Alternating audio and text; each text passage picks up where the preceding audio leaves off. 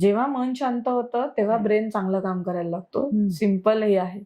आणि ब्रेन चांगलं काम केलं कीच या सगळ्या गोष्टी मिळतात. म्हणजे आपण स्ट्रेसमध्ये असतो म्हणून सगळ्या म्हणजे आता अजून काय मल्टिपल सोर्सेस ऑफ इन्कम ह्याच्यावर लोकांचं लक्ष असतं. पण मग स्वतःच्या हेल्थकडेच दुर्लक्ष होतं ना. ते करूनही काही उपयोग नाही, कारण अल्टिमेटली पैसे कमवायचे आणि येऊन परत हेल्थमध्ये घालायचे याला काही नाही.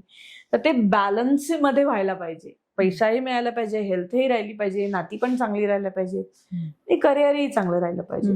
सो गोल्स आपले म्हणायचं तर लिहून ठेवणे स्टेप बाय स्टेप प्रोसेसमध्ये की ते झालेत ऑलरेडी. आता पैशाच्याच बाबतीत म्हणायचं झाला तर एक चेक लावायचा. आपण मे बी सगळ्यांना बाहेर लावायला हे वाटतं, मग आपल्या कपाटात लावू शकतो जिथे नेहमी बघतो आपण अशा ठिकाणी. तर 1 CRचा चेक म्हणजे तुम्हाला जो हवा तो लावायचा हे आपलं करोड सांगितलं. आणि त्याच्याकडे बघून त्याचे आपण काय काय करणार तेवढे मिळाल्यावर हे इमॅजिन करून हॅपी फिलिंग येतं जनरल, तर ते करायचं. हा, हे मी 2 वर्षापूर्वी केलं होतं, माझ्या कपाटात लावलं होतं. So I completed that. So आता त्याच्यावर 1 0 वाढवला मी. सो पुढच्या वर्षी ते target. Okay. So once you start ना की मग ते होऊ लागतं, त्याचं काही नाही. पण ते एक स्टार्ट व्हायची गरज असते की 1 CR आधी आपल्याला खूप मोठी वाटत असते. आता मला ती मोठी नाही वाटत, कारण आय हॅव क्रॉस दॅट, असं होतं. पण हे जॉबमध्ये वेगळ्या पद्धतीने, म्हणजे आता त्याच्यासाठीच मल्टिपल सोर्सेस ऑफ इन्कम असं होत जातं की जॉबमध्ये एका वर्षाच्या आत 1 CR प्लस जाणं, हा 6 महिन्याच्या आत, हे थोडं अनलकी हे आहे. की बिझनेसमध्ये 6 महिन्यातच जाता येतं किंवा मी गेले, पण ह्याच्यामध्ये असं नाही होत. तर मग तिथे जनरली सगळ्या फॅमिलीजमध्ये असं पण असतं की एक जण जॉब करतं, एक जण बिझनेस. हे पण ट्राय करू शकतो, कारण हल्ली सोयीने सगळ्या गोष्टी चालू असतात ना, तशा ह्याच्यामध्ये हे वर्कआउट होऊ शकतं. तर तो चेक लावणं हे एक झालं. त्यानंतर लिहून काढणं की मला कार, म्हणजे मी कोणतीही तुम्हाला जी हायेस्ट एंड कार घ्यायची ती कार घेतली आहे बाय डिसेंबर 2026 असं लिहून ठेवलं. पण त्याच्या मागे लागायची गरज नाही पडत. त्याच्या दृष्टीने काय करू शकतो आपण, जस्ट मनावर घेतलं की तुम्हाला त्याच कार सगळीकडे दिसायला लागतात. कारण RAS अशी सिस्टीम असते मेंदूमध्ये, ब्रेनमध्ये, रेटिक्युलर आर्टिक्युलेटेड सिस्टीम असं त्याला म्हणतात. ती ऍक्टिव्ह होते आणि तुम्हाला त्याच प्रकारच्या कार रस्त्याने सारख्या दिसतात. मग आता हाय एंड कार म्हटल्या तरी मर्सिडीज, BMW आपण हे सगळं म्हणतो, किंवा ऑडी. तर मग त्याच कार दिसायला लागतात, सतत दिसायला लागतात. आता रस्त्यावर पण आहेत पण तेवढ्याच, पण सांगते तर त्या दिसायला लागतात.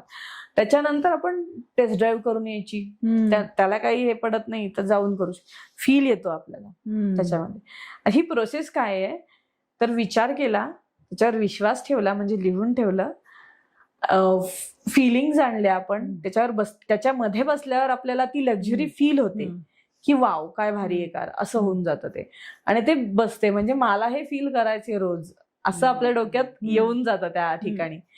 तर ते झालं विचार, विश्वास, कृती करायची. त्यानंतर कृती म्हणजे काय तर तुम्ही टेस्ट ड्राईव्ह घेऊन आलात, हा, आणि त्यानंतर तुम्हाला ते मिळते. म्हणजे स्टेप बाय स्टेप 5 आहेत त्या, की मनात विचार केला, त्याच्यानंतर विश्वास ठेवला, भावना आणल्या, कृती केली, आणि त्यानंतर रिसिव्ह केला, असं होतं. म्हणजे positive thoughts with conviction which goes into your subconscious mind and eventually ती गोष्ट घडते. मग थोडक्यात शॉर्टकट मध्ये मी जर का बरोबर बोललो असेल तर probably this is how it works. पण म्हणजे त्याच्यासाठी तुम्हाला प्रयत्नच करावे लागतात का असं नाहीये, माइंडच आपलं काम करू शकतो, हे मला म्हणायचंय. कारण अशा माझ्या असंख्य गोष्टी नुसत्या मनात विचार करूनच झाल्यात.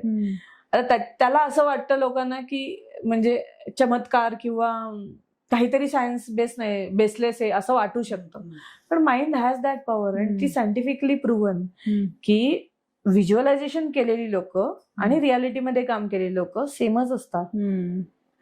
असा एक सायंटिफिक एक्सपेरिमेंट केलेला होता की काही लोकांना फुटबॉल खेळायला लावलंय आणि काही लोकांना व्हिज्युअलाइज करायला लावलंय मी फुटबॉल खेळतायत असं. आणि त्यानंतर एक दिवशी सगळ्यांना एकत्र आणलं तर व्हिज्युअलाइज केलेले लोक जास्त चांगलं करत होते. ओके.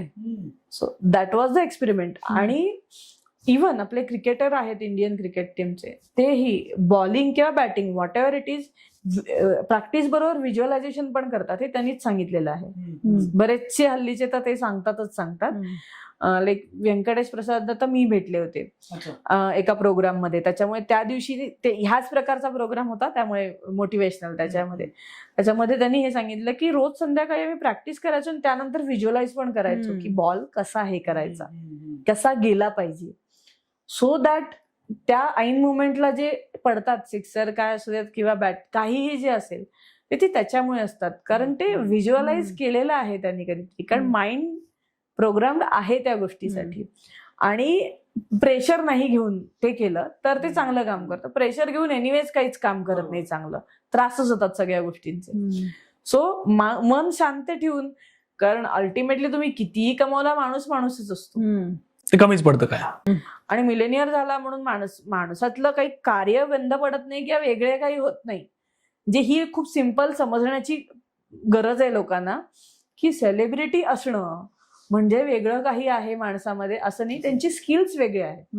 त्याला नतमस्तक होणं ठीक आहे, पण त्याच्या मागे वेड्यासारखं धावणं ह्याला काही पॉइंट नसतो. म्हणजे ही गोष्ट महत्वाची आहे जगताना. आपणही माणूस आहोत, तेही माणसं आहेत, सगळ्यांचे मेंदूमध्ये 86 बिलियन न्यूरॉन्सच आहेत नॉर्मल माणसाच्या. हातपाय, डोळे, कान हे सगळ्यांचे सेम आहेत, खाणं पिणं आणि सगळ्या विधी करणं सगळ्यांचं सेम आहे.